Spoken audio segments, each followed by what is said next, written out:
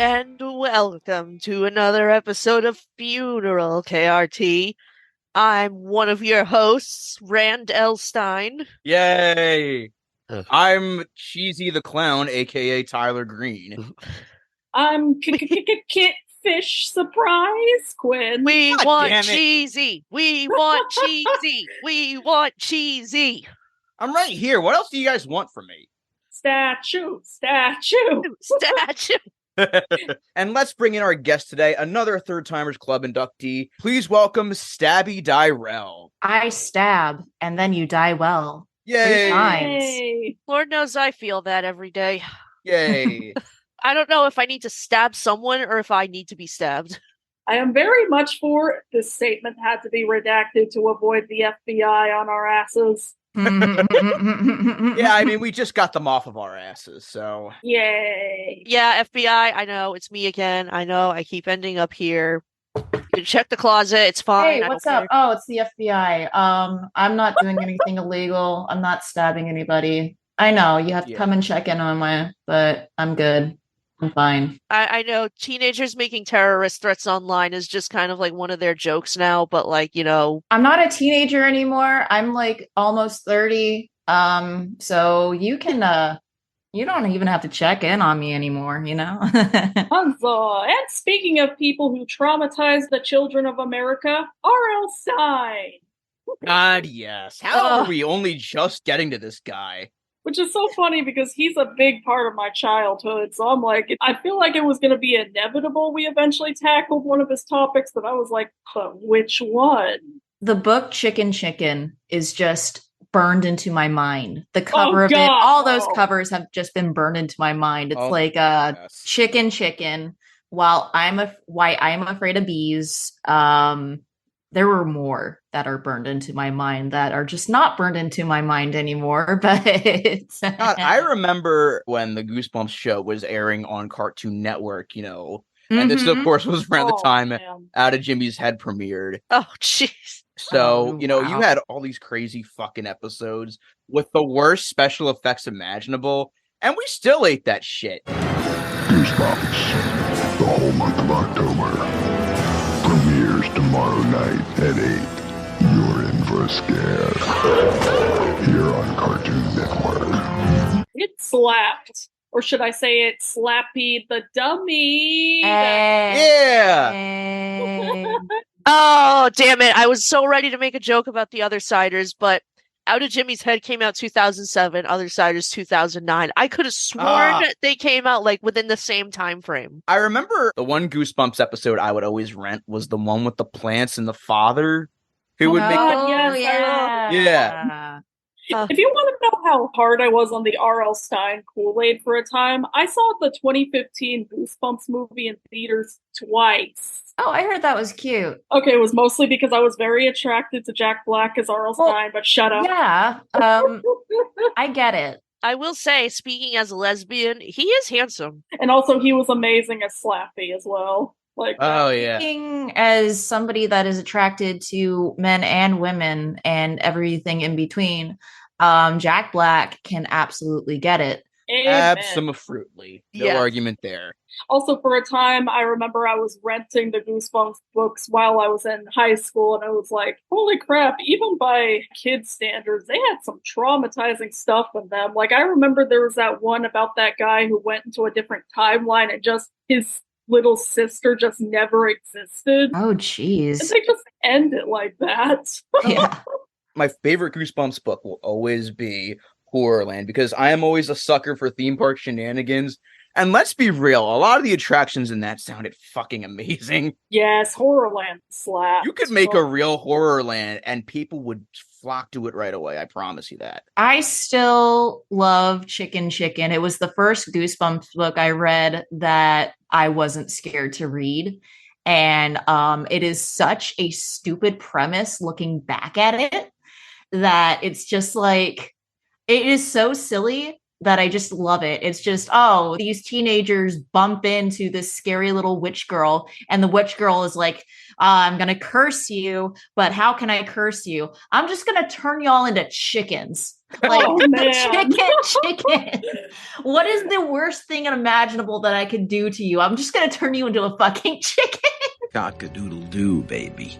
Don't be scared. Scared of what? You're a big chicken. Just for that, I'm gonna peck up your wall. Cluck, cluck. Baby's first the fly. Yeah, that's what it was. And then the way they describe it is so horrifying and disgusting. Because, it's just like, oh, my lips are so dry. Why are my lips so dry? I think there was another body horror one. It was, Why I'm Afraid of Bees? No, Yes, there's a lot of body horror in the Goosebumps. There was series. another body horror one. It was My Hairiest Adventure, and the I'm so mad. God. I'm so mad because the reason I know about that one is because one of my former mid to late 2010 traditions for Halloween was to watch the JonTron reviews of both Goosebumps and Are You Afraid of the Dark? Yeah, I remember those. Because that motherfucker was so he was genuinely one of the funniest fucking people on YouTube. Too bad he's a fucking racist and disgusting human being. Yeah, no, and then I found out he's a straight up ethno-nationalist, and now I'm like, well, shit. Yeah. And then I remember when it was airing on the Hub, I remember I watched The Haunting Hour a lot, and the fucking Swarm and Norman episode still terrifies me to this day. Like, I've been afraid to smush a bug ever since. I've never seen The Haunting Hour. I've seen the movie, but I've never seen the show outside of that, the clips of that one episode with the doll. I remember the Emily Osment song that fucking hard because it was cross-promoted from Cartoon Network on Disney That's Channel. right. Because she was still on Hannah Montana, and that blew my mind as a kid. And in addition, Rowley from the Diary of a Wimpy Kid movies was in an episode, so I was just like, what the hell happened to Rowley's life? Also, don't forget the fact that Tobin fucking Bell was in The Haunting Hour 2007. Oh my god, that's right. When he was still playing Jigsaw, at this period, Saw 4 was coming out, and I had no idea that the Saw franchise was a thing. Oh man. So yeah, to R.L. Stine, if you're somehow listening to this, thank you, but also, damn it, you scared the crap out of me as a kid. I'm pretty sure he'd be saying you're welcome at that. Yes. The funny thing is, actually, outside of the fucking JonTron review, I never really saw the Goosebumps show as a kid. Really? But I read so fucking many of the books because in the 4th grade, my homeroom teacher had rows and rows and fucking rows of Goosebumps books. And I was never a fan of visual horror as a kid, but those books were like my fucking personal Stephen King back in the day. Yeah, I mean, the Goosebumps series is just basically baby's first dip into horror. And honestly, I appreciate it so much, as cheesy as those books are. All those little plot twists and all that, it's definitely good. It is good. Absolutely. And the one that always stuck out to me, just from reading it, was always Night of the Living Dummy. That just, I can't even really remember. I've just read so many other ones that I can't really remember specific titles. I just remember, it was a Goosebumps book about something. But I remember every fucking bit of Night of the Living Dummy, and I think it's because I'm terrified of dolls. Also, I just know that Slappy became a Tumblr sexy man somewhere. Probably. In some depraved fucking universe. There are 2 phobias that I have that I'd love to fuck with just for the fun of it. One is my fear of heights. The other is my fear of dolls. I'd love to fuck with it. I love horror based on those. Agreed. Actually, that's what I thought that the dummies in Toy Story 4 were based on for the longest time, because they look exactly like Slappy. Yeah. I wouldn't be surprised. I really wouldn't be surprised if there was some inspiration. I'm sure there was some people that were our age working on that movie. And of course, one of them is obviously me, because the quote unquote bad guy of Toy Story 4 is Gab and Gabby. And That's right. I still haven't gotten over, I've only ever seen Toy Story 4 once, but I remember seeing it when it came out, and I still can't get over Tom Hanks saying, "Hey, Gabby," or something like that. It was weird. It was so weird. Hey, howdy, hey, Gabby. Fuck you. Anyway. Okay, so we've been talking a lot about Goosebumps But we're not actually talking about an episode of Goosebumps. We're talking about the 2001 Fox Family made-for-TV movie, When Good Ghouls Go Bad, and I'm just gonna say it, this title sounds like it should be a porno, not a family movie. So the first time I ever heard of this, because I've never heard of this until maybe a couple years ago when it got brought up on, I think it was the Halloween Town episode of Escape from Walt Disney. Yeah, I remember. And yeah, I heard the name and I was like, that sounds like a porn. That is a porn title. But no, it's an actual ass like movie. Or that fucking Cobra Starship song, remember that? Oh, yeah. It sounds like a bad Disney Channel Halloween parody of that song. I make them good ghouls go bad. Oh my god. When I first heard the title of this movie, I thought this was going to be a DCOM. I really did. I mean, it very well could be. You know what? It is. It feels like a DCOM. Yeah. Movie. It definitely has that Disney Channel original movie energy. This one actually reminded me a lot of not just Halloween Town, but also the Scream team, because I actually did check it out a little while after the Escape from Walt Disney on that as well. Mm-hmm. Oh, yeah. I can't remember what movie he did this for. I think it was Anastasia.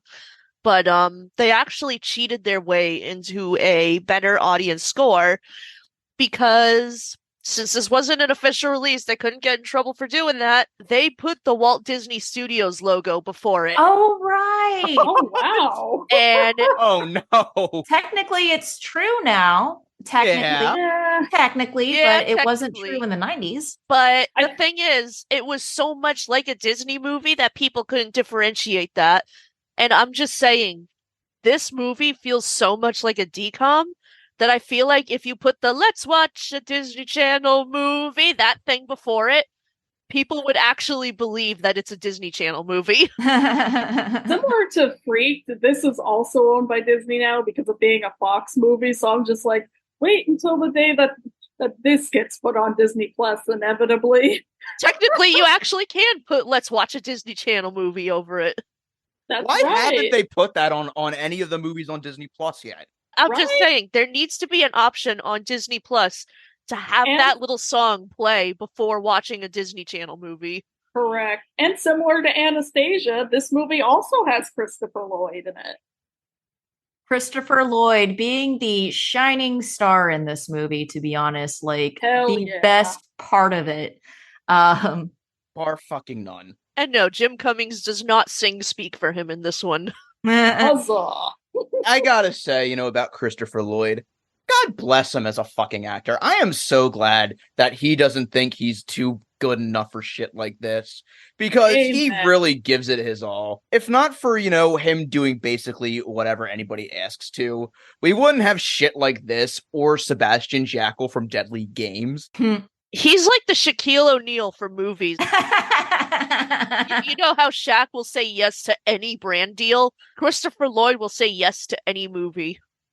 And you know what? Good on him. Hell yeah. I still can't believe the Oogie Loves movie managed to get him, Carrie Elwes, and Cloris Leachman. Just holy crap. But that's where the budget went, for those movies. They named one of the characters in the Child's movie J. Edgar Hoover. Because he's a vacuum cleaner that doesn't exist anymore. Ironically enough, when he's in his ghoul form throughout the movie, I was getting reminded so much of Uncle Fester. Like, Uncle Fredster. Hell yeah. This title lied. I thought this was going to be about ghouls. These are zombies. Yeah, and they're not even like actual zombies. They're just like... Well, okay, they're zombies in the way that they're dead people just come back to life, like the actual living corpses come back to life. But they're not like brainless or anything. They got like some sort of hive mind, sure, but their intelligence. I think at one point there was like a little like funny little thing in there, and I can't exactly remember how it went, but the zombies just came in with the punchline, and I was like, haha, that's funny. Run for your lives! They're everywhere! They're putting up Halloween decorations! Boom! The zombie! Did anyone knock anymore? At least it's more convincing zombies than the Disney Channel movie zombies. Like, they're not zombies just because you gave them green hair and green makeup. I feel like the type of zombies these are makes me feel like this takes place in the same universe as Thriller. Oh my god, it could. Yeah, they look a little like the Michael Jackson zombie. If you squint, you can see Michael Jackson in the background. No, there. Which is kind of fucked because Curtis Danko looks exactly like Michael Jackson. I had it in my notes saying, oh my god, it's Michael fucking Jackson. I bet if you were to open Michael Jackson's casket in his grave, that's exactly what he would look like. Honestly, I didn't think he looked like Michael Jackson. I thought he looked like dollar store Robert Smith. And so when they were bullying him, I was like, why are they bullying Robert Smith? What do you gain from this? Oh, and also the name, Curtis Danko. Curtis Danko sounds like a singer in a goth rock band. You know what I mean? I feel like I could hear him go. The thing is, though, when I heard the name Curtis Danko, I thought, wait, is this movie seriously trying to rip off Donnie Darko? And keep in mind, this came out around the same time as Donnie Darko. So. Let's see, he's Donnie Darko, he's Eric Draven, he's Edward Scissorhands. So this movie is directed by Patrick Reed Johnson, who actually directed Baby's Day Out, of all things, as well as... Space Invaders, what? Oh! Fucking Space Invaders? Honestly, that explains everything for me. Oh shit, to tie it back into Alex Winter, he did miniatures and visual effects for Bill and Ted's Excellent Adventure. Oh shit! That's really cool. Yeah. And he was also the writer and executive producer of fucking Dragonheart. Oh my god. Yeah, this dude has credit. And he was a supervisor on 2 episodes of Lazy Town. How have we not gotten Lazy Town yet? Right? I'm actually kind of shocked we haven't done anything Lazy Town related yet. We gotta. Oh, and then also, there is a bit of a fact that is kind of sad about this movie. The main actor of it actually went missing back in 2006. Oh shit. Yeah, shit. I didn't know that. Holy fuck. Yeah, his name is Joe Pitchler, and he was also in Varsity Blues, Beethoven's Third, and Beethoven's Fourth. And yeah, unfortunately, he just went missing one day, and unfortunately, they still haven't found him. Wow. Almost 20 years ago, too. Wow. I want to make it clear that some of the child acting in this movie is kind of hokey, but I'm not making fun of the actors themselves, more so the direction. Oh no, the child actors straight up sucked. Yeah. This isn't to discredit the one that went missing. Like, I'm pretty sure he was doing the best he could. He definitely was not the worst of him. The worst of him was the son, I think. The son of the guy that was Yeah, just like the way he was delivering lines. Like, there was a point where his dad was just like, da, da, da, da, da. And the adult actors, aside from, Christopher Lloyd, are hit or miss. And I feel like they're just kind of being dollar store, like Dan Aykroyd, dollar store Catherine O'Hara or whatever. The football coach, especially towards the end, was giving me fucking Al Bundy vibes. Yeah. Similar to how Haunted Lighthouse managed to get both Christopher Lloyd and Leah Thompson, I was wondering if they really wanted to get Tom Wilson to play the bully dad. He's very Biff-coded. Absolutely. But anyway, there's a scene where, like, the dad is just, like, going all rah, rah, rah.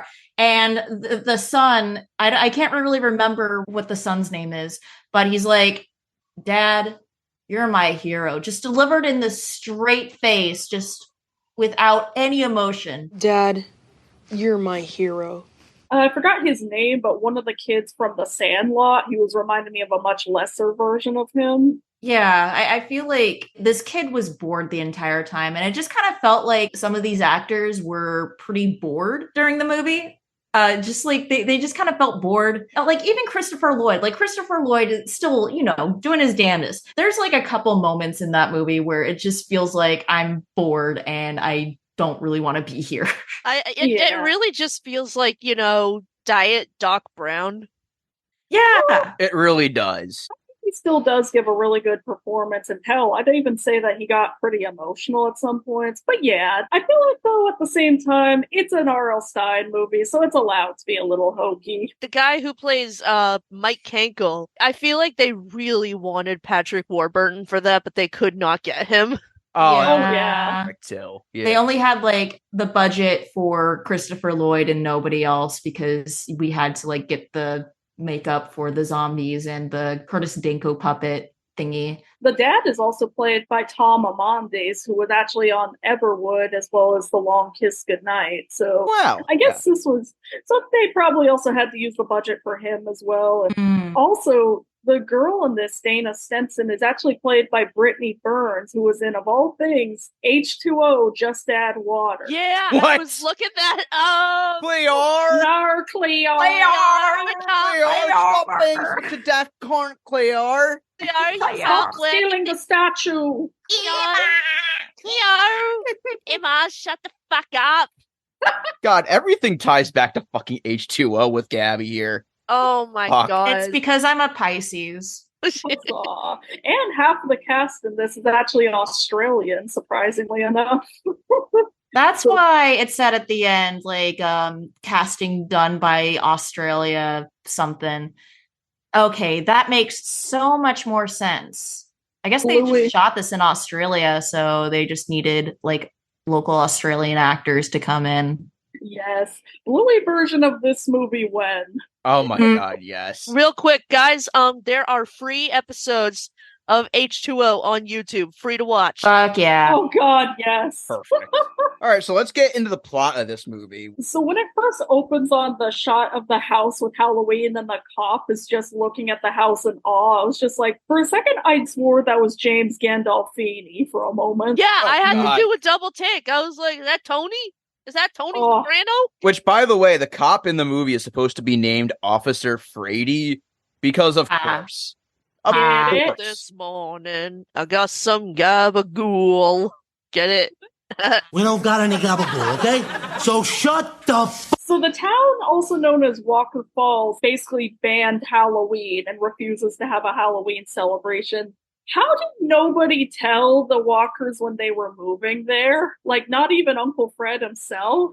And I feel like you can't just outright ban it and just, there's a scene in there where a kid is just like, Mom, what is pumpkin pie? What are pumpkins? Like, at this point, we have the internet. There is no fucking way. At this point, you have the internet and you can look up things on the internet. Like, I'm pretty sure this was released in 2001, right?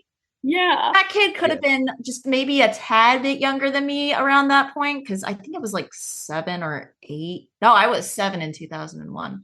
But I remember being on the internet supervised in 2001. So, like, again, bullshit. Calling bullshit. Yeah. What if they're just like one of those families in 2001 that still hasn't caught up with the program yet? Every library had internet at that time, too. And also books.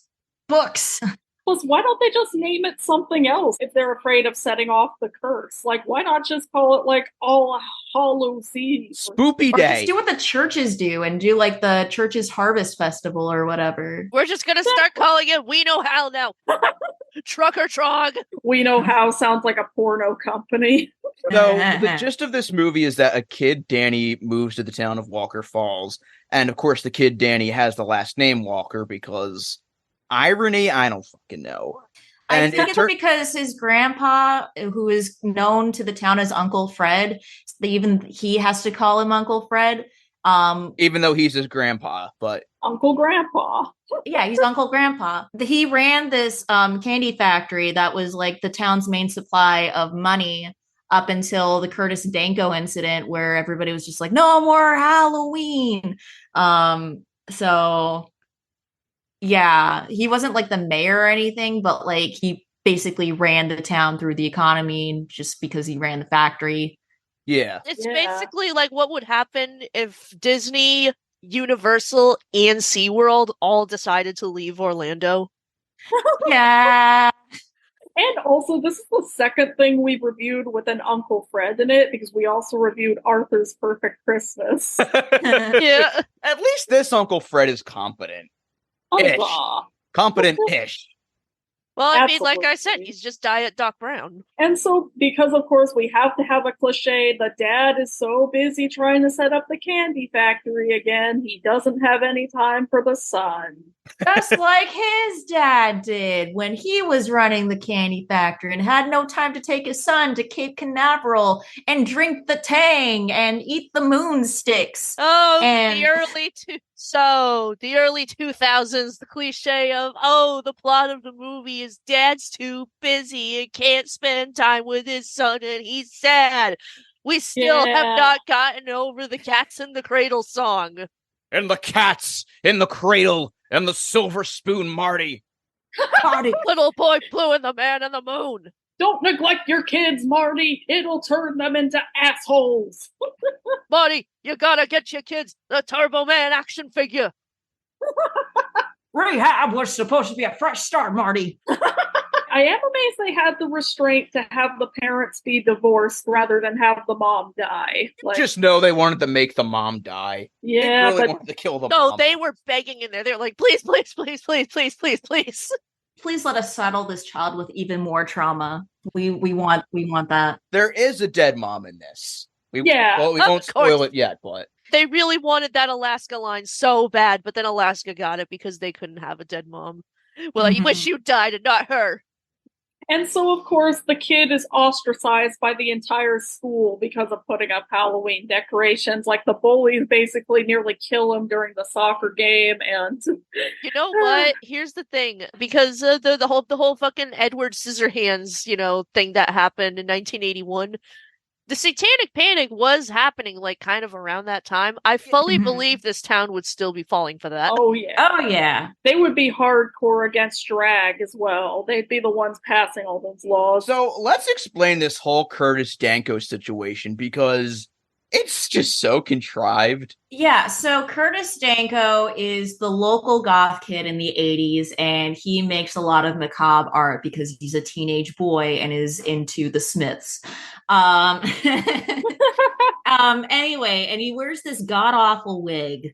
And one time, there's a contest for the 8th grade class to make a sculpture of their hero, and apparently Curtis Danko was working on it at night, refusing to work on it in class and just working on it at night, and everybody was just like, oh, the weird freaky kid is working on this at night. And then finally one night, allegedly, the jock guy that grows up to be like wanting to run for mayor or whatever. He's also the football coach of the school. Yeah, the football coach of the school, as a teenager, as an 8th grader, walks into the art room, and he walks into the kiln and he sees the statue and he claims, oh God, the statue is so ugly, it burnt my eyes and it's so haunted. And you saw on the floor the body of Curtis Danko because he got locked in the kiln and died at some point, and nobody knows how he did. And then he sees written in there, like, I don't know what the exact curse was. It was like, if you celebrate Halloween ever again, I'll come back and fucking kill you. Yeah, something like that. Yeah, since then, like, the whole town just stopped celebrating Halloween because of a dead child. Because of the Satanic Panic. Yeah. I mean, if this were happening in 2023, these fucking conservatives wouldn't give a shit. They'd probably be celebrating this kid's death instead, which is fucked up, by the way. Don't get me wrong. Oh, yeah. It would be a sculpture of a can of Bud Light, and they'd all start screaming and crying and shitting themselves. For real. They'd be fucking blaming Danko instead of actually believing the curse. Mm-hmm. And the big reason they end up believing it is because of the younger Coach Cankle getting blind because of coming across it, which is claiming he was blind. I mean, the big plot twist, we'll probably get into it, but you'll probably see it coming a mile away. I want to say one thing about the statue. It's heavily implied, like, during the, like, we don't know what the statue is phase, that they really wanted to put in the script. It was a statue of, like, Satan or the devil or, like, a demon. And that's why it was so scary.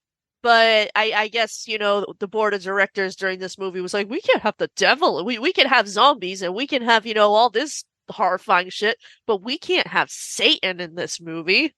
CGI pumpkins, though, killing people. That's awesome. Yeah, Let's do that. As long as there's no religious figures.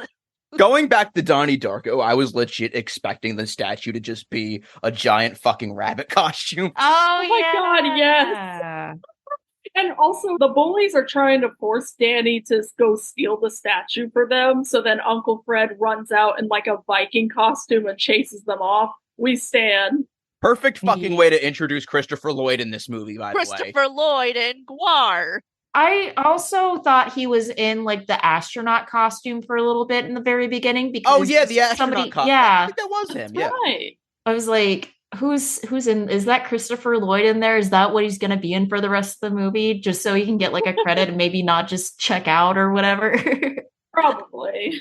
And also, the only people who are nice to Danny are the school nurse and her daughter, who he has a crush on. And I gotta say, the school nurse's first outfit, I really wanted that. That was. Oh yeah. Yep. But then it gets weird because the school nurse and the dad of the main kid had like really liked each other or something, or like there was a lost love, and then at the end they reconnect or something, and they're like, well, we'll wait till they're out of high school or whatever, and then we'll bang it. It's just like, why was that the ending to so much things in kids' media? Like, the parents fell in love, but congratulations, that's your fucking step-sibling, dude! You're now in love with your stepsister. This is like a G-rated version of Mr. Nobody. Yeah, it's like pick one or the other. Don't have both the mom and woman hook up. It's like, yeah. God. This isn't a movie, this is a Jerry Springer episode. One thing I will say, when Danny is trying to reason with the bullies, when they're trying to get him to go into the crypt, Danny says something like, I mean, I already gave you my snack pack tapioca pudding, my Roswell glow-in-the-dark alien pen. So this is where Haunted Mansion 2023 got their product placement from. Amen. Product placement for things. You might find them somewhere. Anyway, we're recording this podcast on Zoom. Yay! And this was also brought to you by Raid Shadow Legends, Bitcoin, BetterHelp, Dollar Shave Club, Stamps.com. Talk about a hole-in-one. Subway sandwiches will drive away your hunger. So it literally gets to the point, I think it was the bully who said this, but during that scene, he says, being different here can get you hurt, or worse. So basically... Conform. Conform. The bullies honestly reminded me of dollar store versions of the bully kids from Hocus Pocus. Oh, God, yeah. I felt like one of them was going to turn around and be like, this is ice. In addition, this town was very, very white, so we gotta check to see if it's on the Sundown Town list, shall we? Undoubtedly. Even in the 90s, I was swearing so many kids' movies, even the most, backwater of towns were always, almost as diverse as New York City.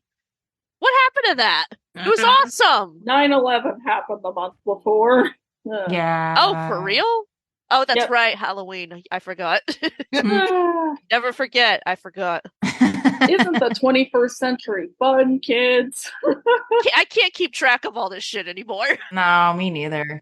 So these fucking townspeople just end up fucking harassing the walkers because they get framed for putting Halloween decorations up all over the town, because the father does this thing where he wants to have an Oktoberfest celebrating Halloween, but of course the townsfolk are vehemently against that. Why do they have to harass the fucking kid?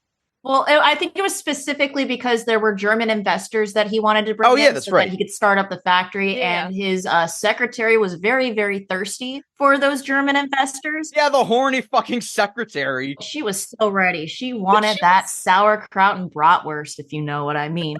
When she was drawing all over that guy's picture, I was just like, how the hell is she getting away with that? That's fucking sexual harassment. Yeah. Here's how you know this thing is geared toward an audience under the legal drinking age. They make Oktoberfest look lame. Yeah. Oh, yeah.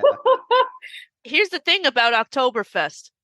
Beer. Yes.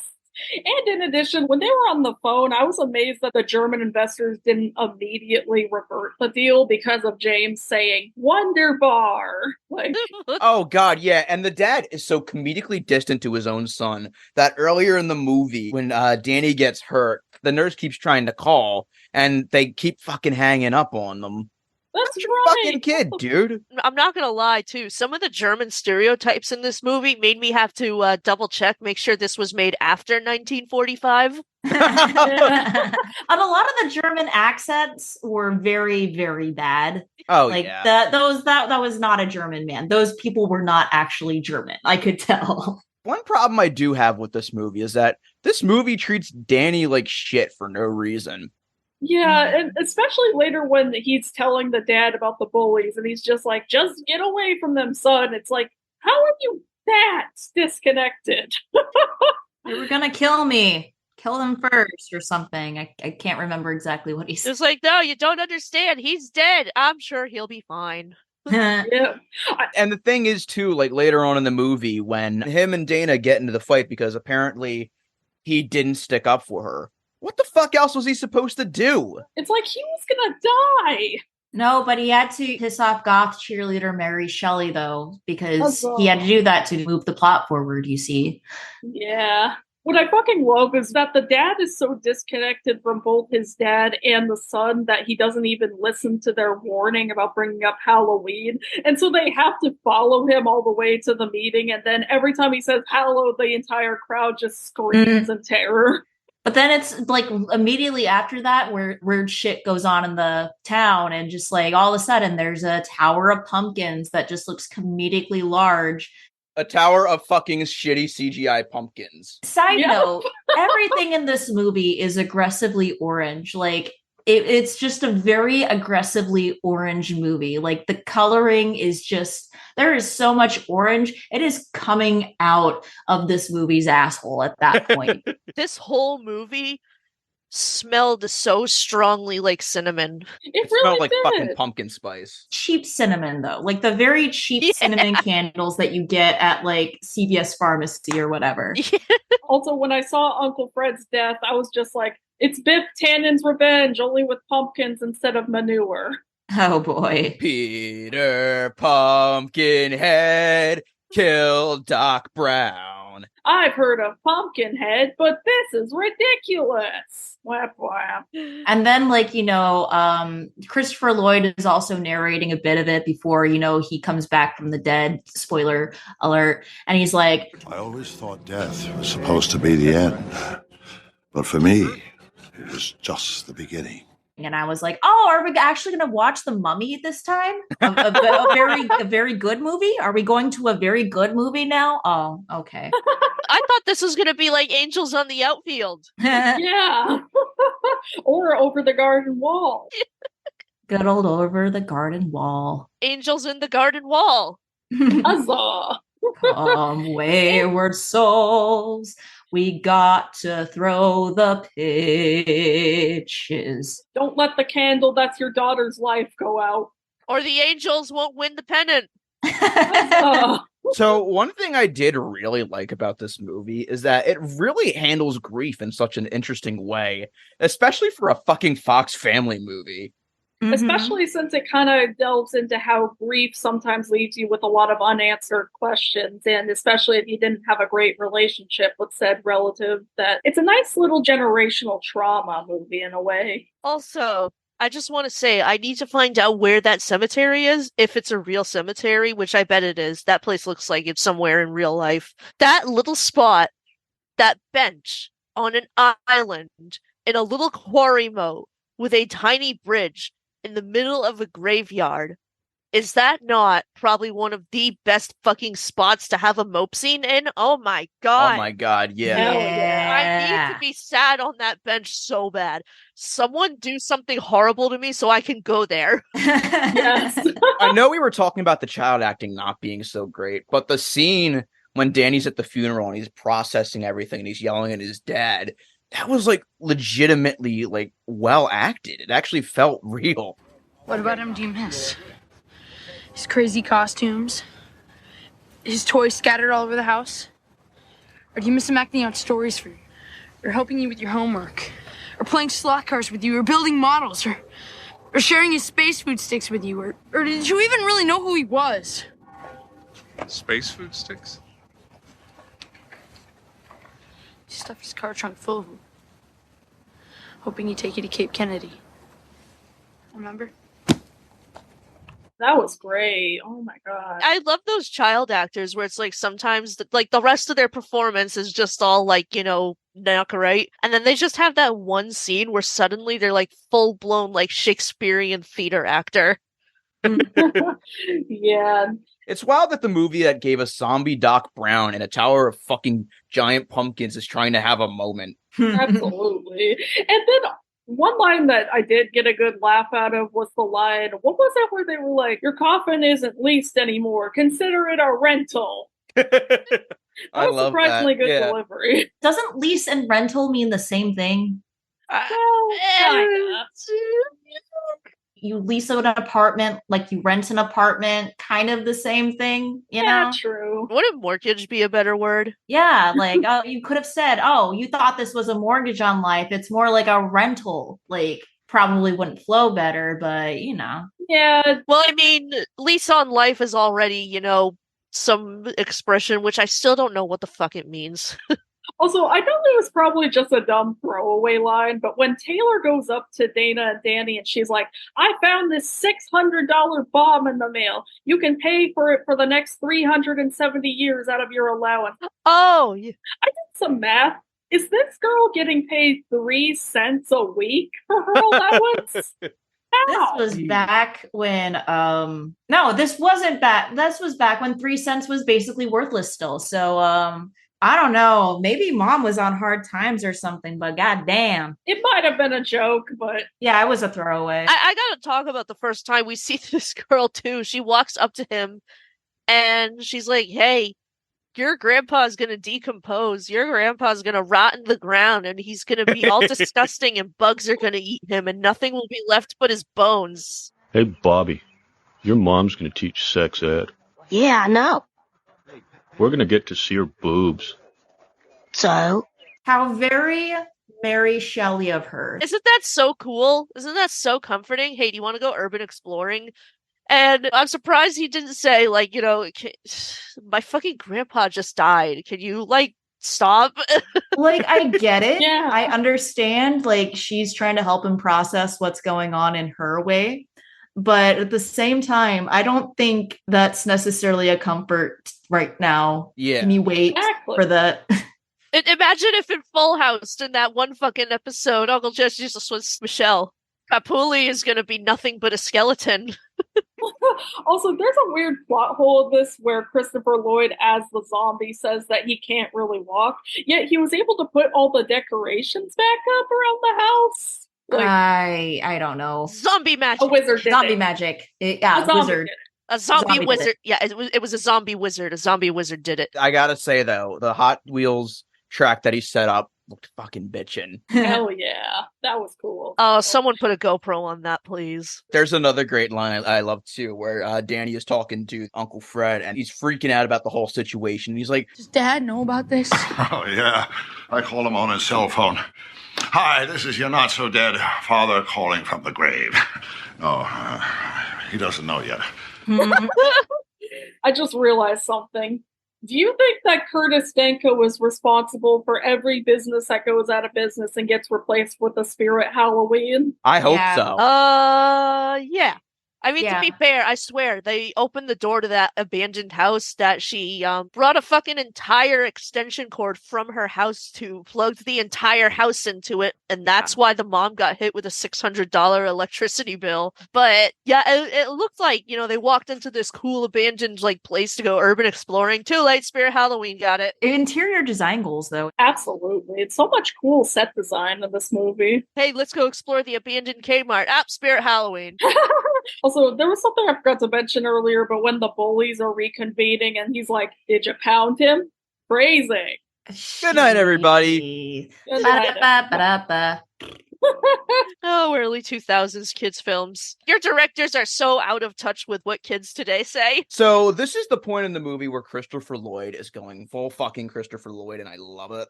Mm-hmm. Hell yeah. He unleashed the Lloyd. He just straight up fucking torments the fucking bullies and the dad and everything. I love that so much, especially when his hand just gets cut off and they're just screaming as they drive away with it. It looks like it was like a Lego piece attached to him. Oh my god. This is for kids. You can't have any blood or guts or exposed bones, so Lego. You see, it's not an R.L. Stine movie without two things. 1, piss poor CGI.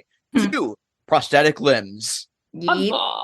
And also, 3, no gore whatsoever somehow. Also, I love that the bullies and dad's reaction to cutting off a man's hand is, it's probably fake. You still cut off a man's hand! Aren't you a little freaked out? No, they are definitely freaked out because they're like, yeah, it's fake. And then they throw it away, but they throw it in the trash, immediately throw the lid on, and put a fucking, like, cement block on top of the lid. Oh, yeah. But that doesn't stop it because of Firefly magic. Yeah, there was this whole thing in the movie where Christopher Lloyd was trying to explain why they came back to life. And it was because you remember that weird kid that used to smash fireflies and then like smear the goo on him and he was like glowing until the glow died? That's how that works. And I, to this day, to this time, still cannot figure out what the fuck that means. Agreed. So what you're saying is firefly guts are magic. I'll be right back. You would not believe your eyes if all of these fireflies lit up the world with its guts as I fell asleep. Yay. Because I died. And also, the fact that the hand starts basically acting like Thing from Addams Family, it only with these shitty CGI eyes, I kind of love that. Yeah, no, the fireflies are its eyes. Or low budget thing. The CGI in this is bad, but it's kind of that delightfully early 2000s level of bad that I just can't help but dig it. That Tower of Pumpkins was giving me Tim Burton film vibes, to be honest. Or like early BBC productions, like Doctor Who vibes. Hell yeah. So one thing I really liked about this movie, and I kind of wish we had more of, was just Christopher Lloyd being fucking deranged and fucking with these townspeople. Yes, it was the perfect revenge. Absolutely. Honestly, I feel like this whole movie was written as a response to those anti-Halloween adults. Like, I feel like R.L. Stine wrote this and was like, that'll show him this time. Oh, absolutely. Okay, I need to know how prominent around this time the weird, Hell House evangelists were a thing. Because King of the Hill had an episode just like this movie. That's right. Was that the one where they get locked in the factory? I can't remember the name of it. It's the one where it's like, some religious lady, her cat dies or something. And it's like, she blames it on like satanic rituals or something and somehow manages to get Halloween banned in Ireland. And she has like a heaven house, I guess, instead of a haunted house. That's right. And like Bobby and Luann get, all caught up in it. And then Hank Hill dresses up in like his way too small childhood devil costume and leads a Halloween revolution through the fucking neighborhood. Trick or treat! Trick or treat! Boo! I am a high-priced Washington lobbyist peddling influence. Who wants candy? So, do we want to talk about Cheesy the Clown? We want cheesy. We want cheesy. We want cheesy. We want cheesy. But all I saw was Cheesy the cheapskate. Honestly, at that point of the movie, I was like, again, I was trying to focus on what was going on through the whole movie, but for some reason, a lot of things weren't clicking with me. And so part came up. I was like, what the hell is going on? Why is there a clown here at this Oktoberfest? Why are they doing a silent auction, but they're not like, actually doing a silent auction because they're, yelling out what they have. And there's Oktoberfest going on. And there's what's the clown doing here? Why is there a clown? More importantly, where's the beer? Yes. How are you having an Oktoberfest with barely any beer? I don't know. But also, why are these kids cheering for a fucking clown? But also, why do these kids want a fucking clown at the Oktoberfest to the point where they're literally cheering for him? The fear of evil clowns hasn't hit that town just yet. And so clowns are still innocent creatures of the day. With how long that chanting went on, I think putting an adult in that situation is actually a war crime. Like, actually from the Geneva Convention. I think you're not allowed to do that. That said, I fucking loved Christopher Lloyd as the clown, just messing around with the kids. It was so funny. So I love that when we see the real Cheesy the Clown roll up, he has this card that has the slogan, Cheesy the Clown, I'll work for crackers. So he's a Republican. Cheesy the Clown, I'll work for crack. He'll work for crackers and snacks. Crackers and snacks. I don't know. Tune in next week when I'll be reviewing Will Work for Food, the hot new comedy based on the popular song. Also, I'm not going to elaborate, but I'm just convinced that Uncle Fred just straight up killed the original Cheesy. Oh, absolutely. Yeah. How do you think he didn't end up eating everybody else like a normal zombie? Also, he tells all these kids, my magic hand has disappeared, and I need it back. If I'm going to hand you this $100 bill. Whoever finds a magic hand gets that dough. Somehow he's not beaten to death or double death. Oh my God, Chris Hansen, help me. Where's Winnie the Pooh? Also, he gets all of his limbs basically cut off and then he falls into the coffin. And I'm just like, I imagine all of those kids 20 years later are like, so here was my childhood. I watched Cheesy the Clown get sliced up right in front of me. Yeah. And he may or may not have been played by a zombie. I don't think it was actually Cheesy in there. I guess it was a dead man. I've been tortured by this dead man ever since that day. I'm going to die, and I feel like I'm going to die. He's going to come after me. He's in my dreams. And how does that make you feel? Like shit! And yet, it's not the scariest thing we face this century. Also, let's be real with how hard Coach Kenkel's going on about the statues. He's probably one of those fuckers who whines about Confederate statues being taken down. Yeah. Oh, God. And so then he reveals that he's going to have this whole plan to basically take over everything because even though there is a mayor, he basically runs the town. Mm-hmm. Oh, yeah, he runs the town, but like, I don't think he's even the mayor. He's just like the candidate. Well, he's running for mayor because there's this whole gag before like the town thing, like in the beginning, where the guy's wife and the mayor's wife are going around putting bumper stickers like saying vote for this person, no vote for this person, no vote for this person. You know, I feel like something like this happened in 2016. Oh, Gabby, did you notice that one of the other guy's slogans was keep the dream alive? No.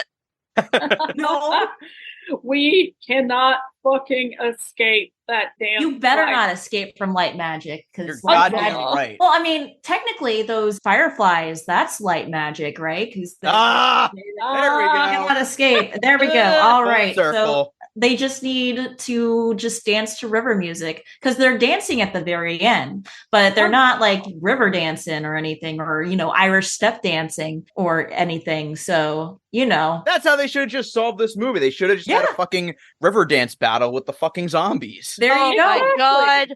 Then the fucking giant deer show up. And then Tinkerbell's friends show up and they play like a Celtic remix of like all Disney songs and it makes me cry. So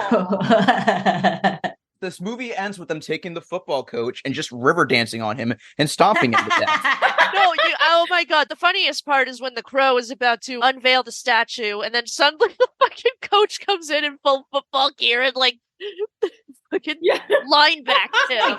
Yeah, just stomps this dead puppet child who is admittedly kind of frightening. Like that is the most frightening thing about that movie is the Curtis Kanker puppet or whatever. I'm not gonna lie, that was the funniest fucking thing to me. Absolutely. Oh, guys, I am so mad at myself that I didn't make this pun when we were talking about Cheesy Clown. You're welcome.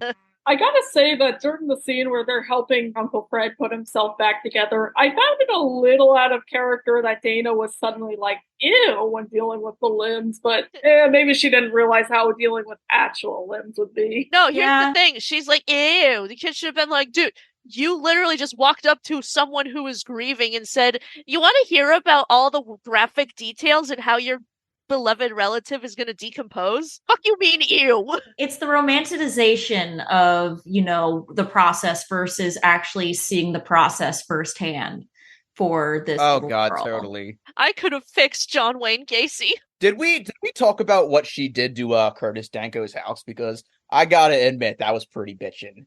Mm-hmm. Yes. So, because the town doesn't like Halloween, she decides to turn Curtis Danko's house into like an actual trick-or-treat house. Yes, that was so cool. And she's talking about like how when all the kids get candy from their parents, they end up saving it up for this house. It's gonna get stale by the end of the year. Ooh, yeah. Yeah, but then around after the clown shenanigans and stuff, that's when everything takes a left turn. And all of a sudden, there's like actual zombies. Because at this point, I thought Christopher Lloyd's character was like a ghost that just took himself apart. I didn't think he was like a zombie or anything.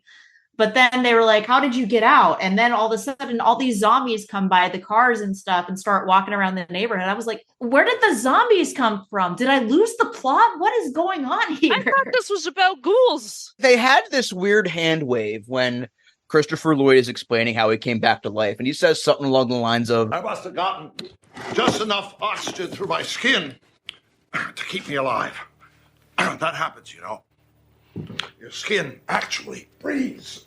Yeah, Okay. that's not how that works. That's not how any of that works. I mean, you're clearly decomposing, but okay. Oh, I'm drowning, but it's okay. My skin can just get the oxygen from the water. And somehow these zombies are able to go at the speed of a fucking car. It's Trick or treat. Smell my feet. Give me something good to eat. I was fully expecting this to turn into a fucking Peter Jackson movie. Yes. When they're all in Danko's house, and suddenly Christopher Lloyd just comes in with a fucking lawnmower. I was half expecting that it was going to turn into the end of Day of the Dead, and it was just going to have the Coach Kentel just get ripped the fuck apart brutally. I fucking wish that was what would happen.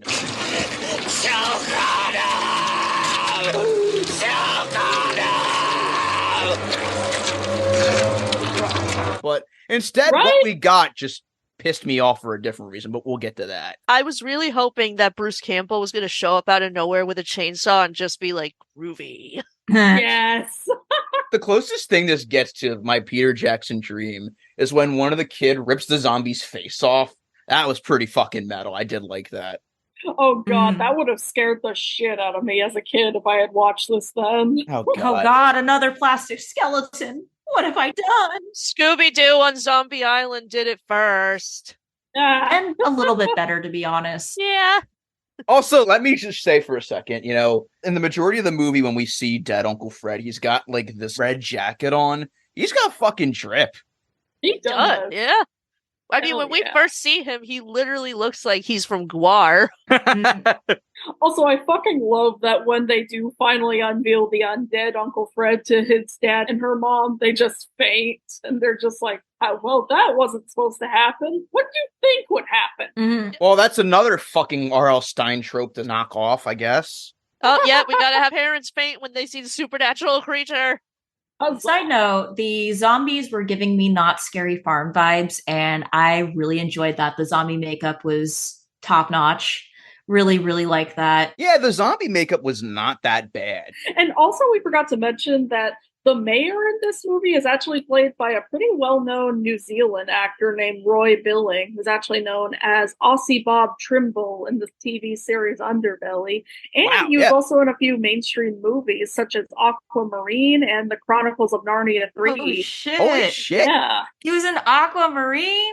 Yeah. Oh, hell yeah. We can't escape mermaids. Hell yeah. God It's damn. because you have a Pisces with you, and it's me, I'm the Pisces. I bring all the mermaid energy. Yay. Right now, we have Judge Doom at Oogie Boogie Bash. What if next year we get Uncle Fred? Yes. That could be fun. Yeah. I would honestly want Rasputin, though, from Anastasia. It's like just to fuck with everybody. That would be amazing. It could not get it done because of how Anastasia the movie is and all that. That could not be done ever, but I would love to see it. I would love to see somebody dressed up as like cartoon Rasputin trying to talk to a bat. Yeah. One of my favorite jokes in this movie is when the entire crowd just goes up to the mayor and is like, we gotta hold the election now. And it's like, it's not until November. That'll be too late. Oh God, the primaries are coming up. Okay, so do we want to talk about this climax? Yeah. This fucking climax. Freaking Michael Jackson made a sculpture, it turns out, of the candy guy. Dun, dun, dun. It was Christopher Lloyd the whole time. It wasn't scary. And everybody's just like, the fuck? Also, I was so expecting that during the big plot twist, Uncle Fred was going to be like, when you killed Curtis Danko, Coach Kanko, I looked just like then turned into the statue. Yeah, so this scene where we get the reveal that, his hero was Uncle Fred all along, it was really nice. I loved this scene, but that was so sweet. At the same time, Danko should be haunting all of these motherfuckers for the rest of their fucking lives. Yes. Because, okay, so the big twist that nobody ever saw coming was that the coach man pushed Danko into the kiln and locked him in. And then, like, they just kind of locked him in. They didn't turn it on, but they locked him in thinking, oh, nobody's going to be in here for the rest of the night. And then the janitor accidentally turns the kiln on. And then when the coach guy came back in, he sees Danko and he sees the statue. And he's like, oh, shit, I have blood on my hands. I got to make it look like a curse. Ooh. And everybody's just like, you're the reason why we haven't celebrated Halloween. Go fuck yourself. And his wife is there. And it's just like, you could tell she's just like, I am ready to divorce you, motherfucker. I'm serving the papers right now as we speak. She's been having an affair for 6 months at this point. She's been waiting for this. Absolutely. She's been so checked out of that relationship at that point. Absolutely. So, usually you would expect sort of like, a comeuppance that would be, kind of a fitting punishment to this character. But instead, we get a fucking child abuse joke where his zombie dad comes back and threatens to hit him. Oh, yeah. I forgot about that.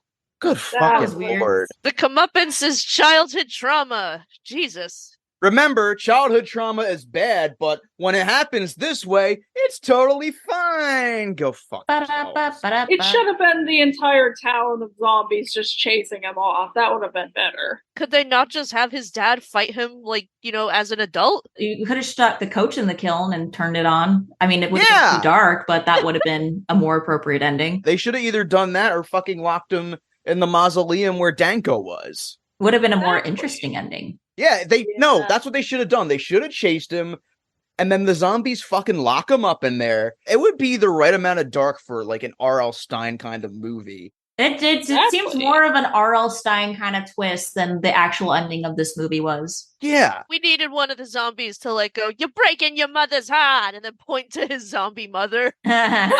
I'm sorry, Mom. Oh. But instead, we get child abuse is good, actually, joke. Fuck off. Yeah. I will say, though, for as hokey as this movie could be and for how wacky silly it could be, I genuinely cried at the end. Oh, God, yes. It was... We talked about earlier that there was a dead mom in this movie. We didn't mention that the grandma comes back from the dead. Yeah, and she's like, you see her earlier, and she's like the one that's like strategizing all the zombies, and she's like, you go here, you go there. And then Christopher Lloyd's like, my wife. And then like she comes back at the end and she's like, okay, I'm gonna go have sex with my dead wife for the first time in ages. Have fun, you kids. You gotta go dance and then bang. Oh my God, this movie ends with a romantic zombie dance. I love it. 10 out of 10. I was wondering why the zombies were there in the first place. The only reason they were there was to usher people in, just to have them tell the truth and all that. And I guess I answered my own question, why the zombies were there in the first place. Yeah. But at the same time, I'm still really annoyed that Danko didn't really get revenge on the town for being complicit in all of this bullshit. Yeah. I don't think he blamed the town. Yeah. It was just more so he blamed this dude and all that, and then it just kind of, I don't know. Yeah. Curtis Danko, he may have painted violent things and like spooky things, but he wasn't a violent person, is what I was getting. And another thing too, the fucking bully doesn't get any comeuppance. Yeah. Yeah. He literally fucking says, I fell victim to a compelling urban legend. Fuck you, kid. Come on. Yeah. It's like, fuck off of that. How many people are going to come back from QAnon saying that? And when Uncle Fred is telling both James and Danny that he'll be watching them from the other side, I was just like, my feels. That was sweet. Again, this is the same movie where Christopher Lloyd, dressed as a clown, gets all his limbs fucking sliced off. It has heart, damn it. This is the same movie where Christopher Lloyd dresses up as a clown, puts a fake hand in his pants, and says to children, $100 to anyone who fishes it out. And the last shot when it shows the little girl and he's like, Happy Halloween. It's like, damn it, that's such a perfect way to end it. I liked how the zombies turned into clouds. That was nice. That was cool. It was a much better version of the ending of the 2003 Haunted Mansion movie. Yeah. It's a much lower budget version of the ending of Hocus Pocus. Yeah. Yes. I did like there was a specific line in there where the coach was all just like, your dad was real generous when it came to the arts and crafts and drama and the marching band and all that other sissy stuff. But asking for money for, say, the Football World theme park and RV campground like my dad wanted to build, where real men could take their real sons and eat cheese fries and talk stats and have arm-punching competitions. Ask him about that, and he just stared at you like it was some kind of nutcase. And I was just like, oh, where's my monument to toxic masculinity? Where is it? Oh, yeah. And also, something I forgot to mention earlier is that the composer for this movie is Christopher Gordon, who's also done movies like Mao's Last Dancer, Ladies in Black, and Master and Commander, The Far Side of the World. Hey. He did a movie about Mao? Yep. Huh. The Chairman Mao? I'm not sure. It's just Is it spelled M-A-O? It's like one that takes place during the Mao dynasty. Oh. Also, I'm just realizing now, we talked about a movie where Christopher Lloyd played the owner of a chocolate factory, and I didn't shout out the Funny or Die sketch where he plays a murderous Willy Wonka. Oh, man. Yeah, you guys have seen this, right? No, Yes. I have not. I need to see this after It's this. so fucking great. It's worth it solely for the fact that Christopher Lloyd screams, You stole face-lifting drinks!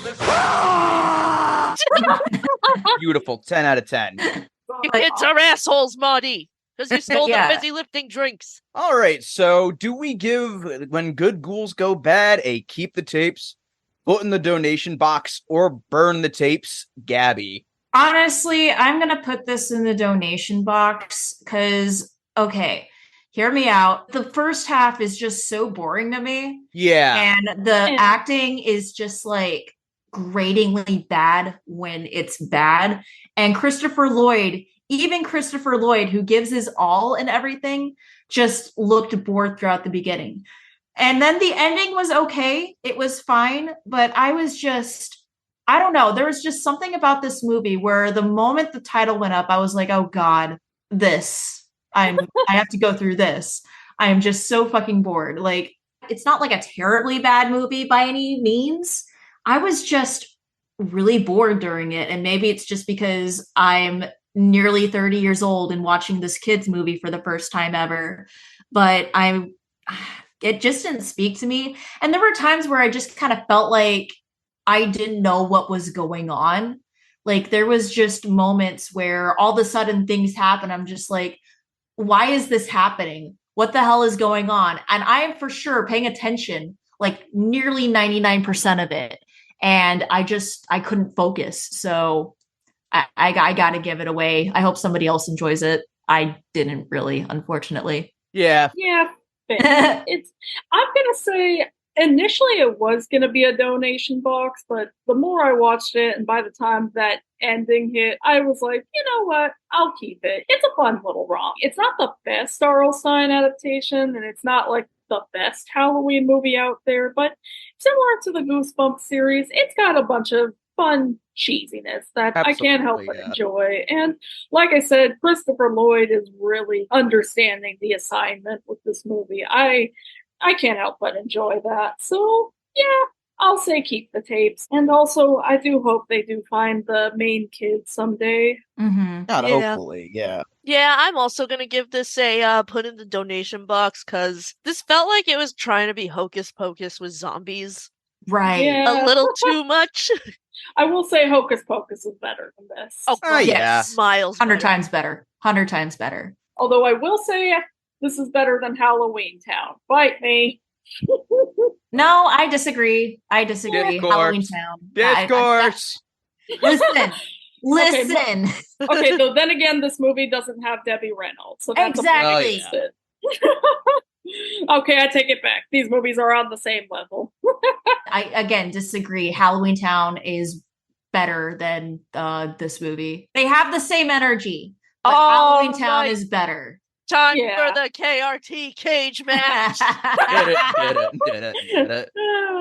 Welcome to KRT SmackDown. This movie just really felt like an hour and a half long episode of Goosebumps. Yeah. With a happy ending. Yeah, come on. What the hell, R.L. Stine? You're better than that. Anyway, yeah, donation box. Yeah, I've been thinking about this a little bit, while talking about the movie, and I think I'm going to give it a somewhat tepid donation box, but kind of leaning towards the keep it side of things. I mean, don't get me wrong. I still did enjoy this movie, and I thought it tackled grief really well.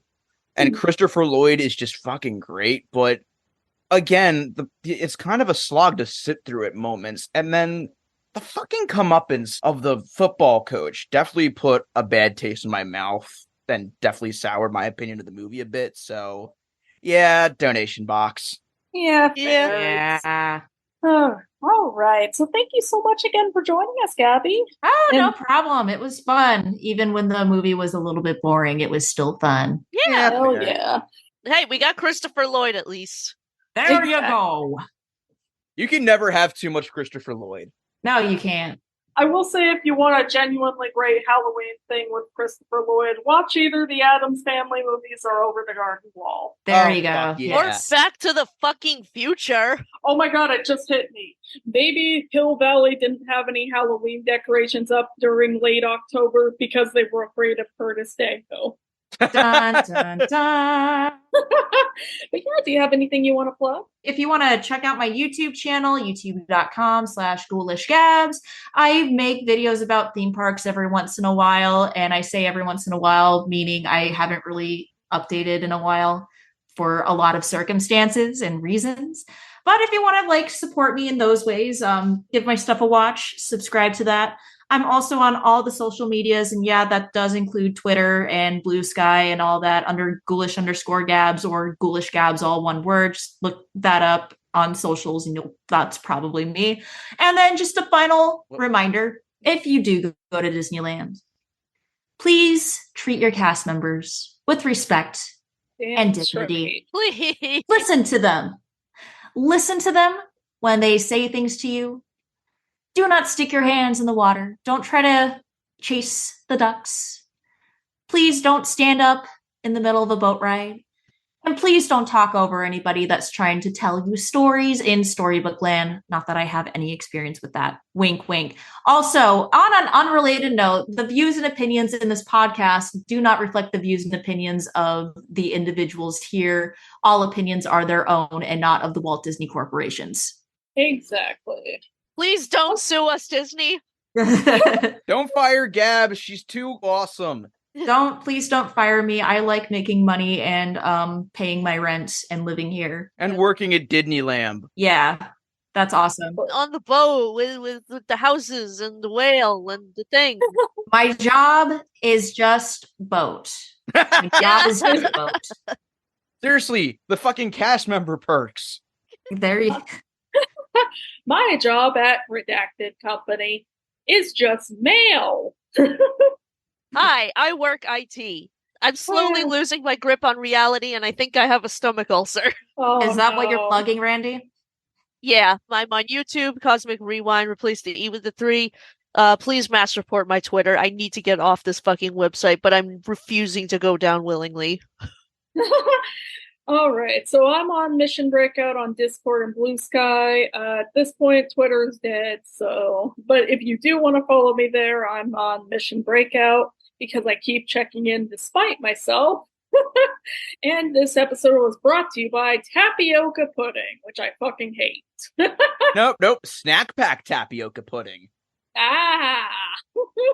I used to think tapioca pudding was just vanilla pudding this whole time. Was I lied to? Tapioca!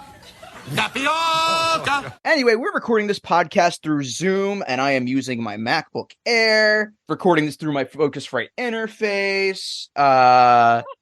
But seriously, you can find me at the usual spots, Tyler FG on Twitter, Tyler FG96 on Instagram, and tylerfg.bluesky.social.